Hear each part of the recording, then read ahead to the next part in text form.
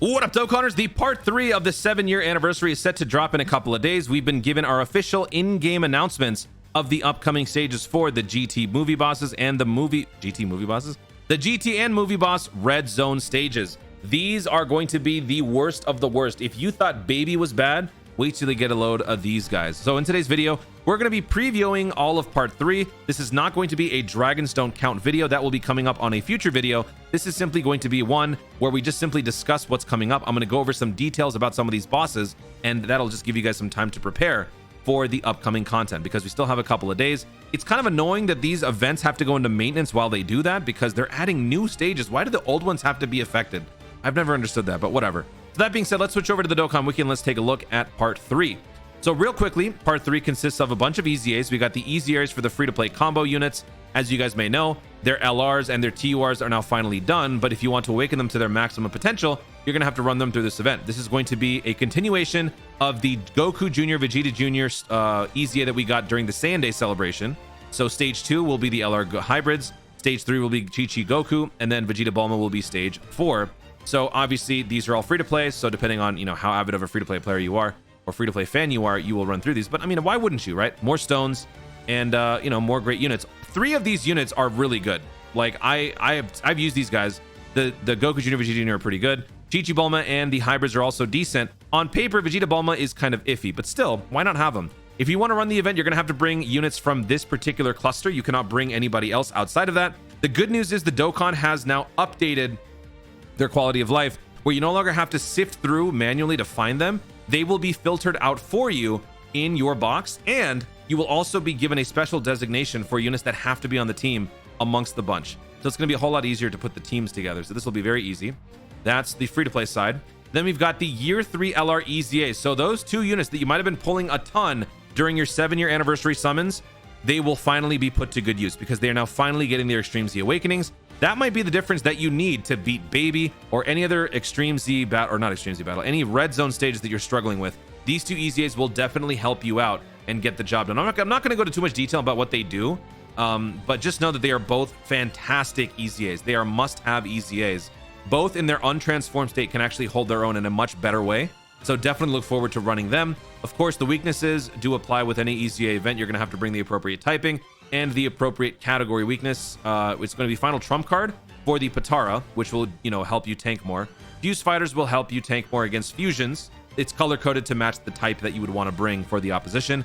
And then the legendary power link is the main catalyst needed to do extra damage against these opponents. And then I've also listed here the Beyond Super Saiyan category, which is the weakness to take on the Super Saiyan 4s in their EZA. The reason why we should mention that is because during part 3, we might end up seeing a little shift in the content because we're slated to receive a global first event that's coming up at the end of the 7-year anniversary. We don't know if that necessarily means part 3 or perhaps part 4, the EX part. So what might end up happening is they might move the Super Saiyan 4 EZAs from part 4 into part 3. That way the final portion can be completely dedicated to the new content.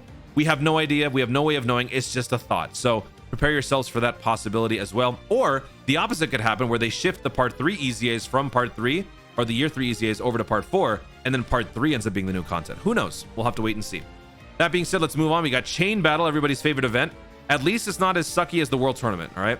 The Chain Battle boss for this time is going to be the Great Ape Vegeta, sort of a reflection of the part 2 banners. So if you've got, some of these units, you're going to be in a much better spot. I will be doing a video for this, so for those of you who are interested in participating in Chain Battle, which I recommend you do, you can get some orbs, some stickers, some stones. Why not try, right? So we'll go over that in a separate video. Then we've got the Red Zone. We'll talk about that in a second in a separate window here. Then we've got the ticket summons for the Red Zone event that's going to be dropping. For both of them, they're basically pertaining to specific units from those actual events. So movie bosses, movie heroes, GT bosses, GT heroes, they will be the featured units on those banners. I can't show you because for some reason Dokkan Wiki has got them disabled. I don't know why. And in these banners, what's actually interesting is that the unfeatured LRs only pertain to the actual movie bosses and GT bosses themes. So for example, I remember that the unfeatured LRs that are listed for the GT banner is going to be the GT Trio, Baby, and I believe also Super 17. I think it's just 3 unfeatured LRs. So if you've been looking for some of those units, you might get lucky and actually pull them because you don't have 90 other LRs in the pool with you. So that's the banner that's going to be dropping during part 3. Legendary Goku Vegeta event banners are also going to be dropping more category missions. For Goku, we're getting Legendary Existence, Sworn Enemies, Fused Fighters. For Vegeta, Planetary Destruction, Battle of Fate, and Beyond Super Saiyan. So obviously you want to put together teams for that. I would like to recommend, once again, you guys check out all the resources that I have listed in the description.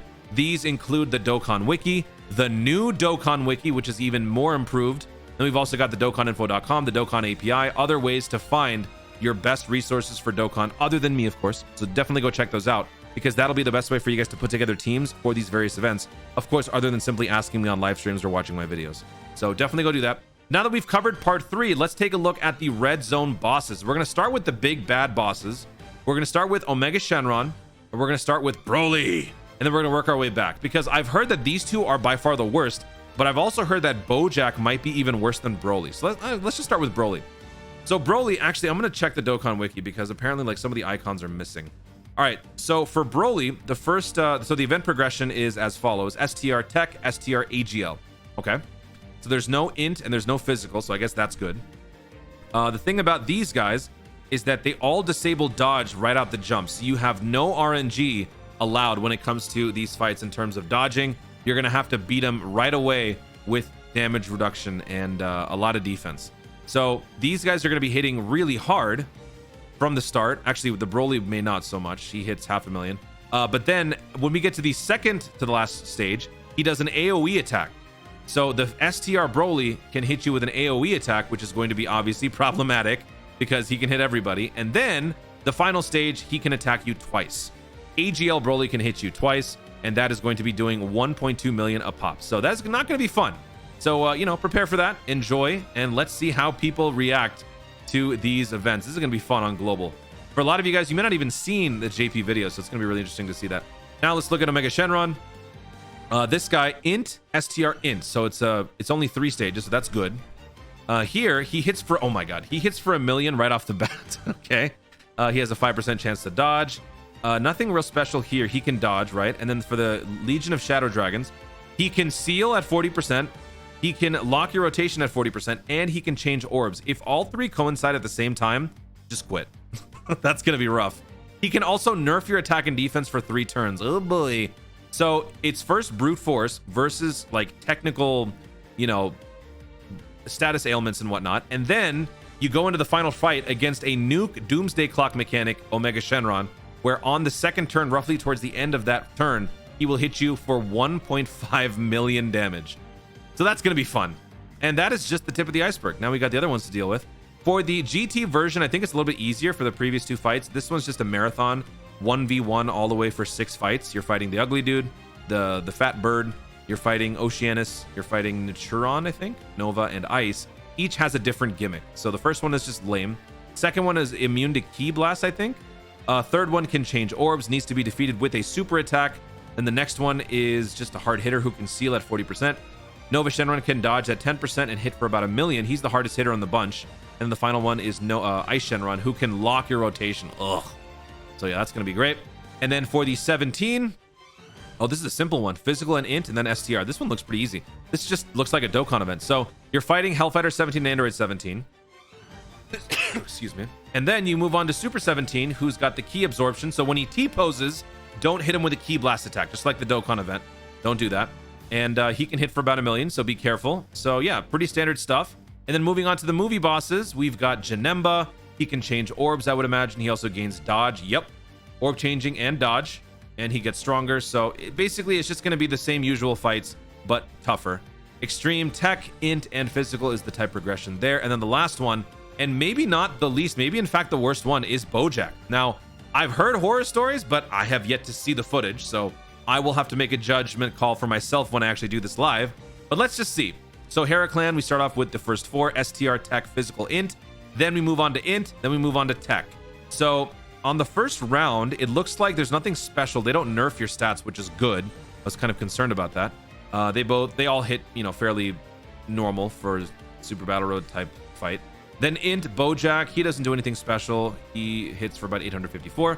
But the final round is where it gets tough because you are guaranteed to get sealed, guaranteed to get locked. So that means 2 out of your 3 attack force is actually going to be doing anything, because 1 out of your 3 will become basically useless in terms of offense. So if they have an ability that is contingent on attacking, that's probably not going to be the unit that you want to be bringing on this fight, because that might get you in trouble. So this is going to be a very fun combination. I'm looking forward to seeing how people react to that. But there you have it, folks. That is part 3. All of the content that you've been waiting for in part 2 has now shown up in part 3.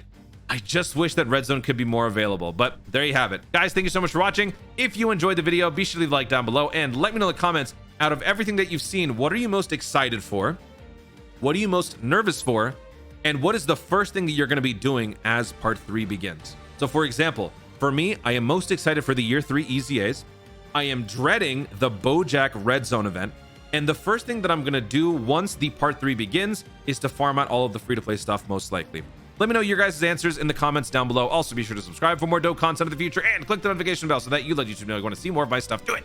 Thanks again. Stay tuned and always remember to Dokkan responsibly.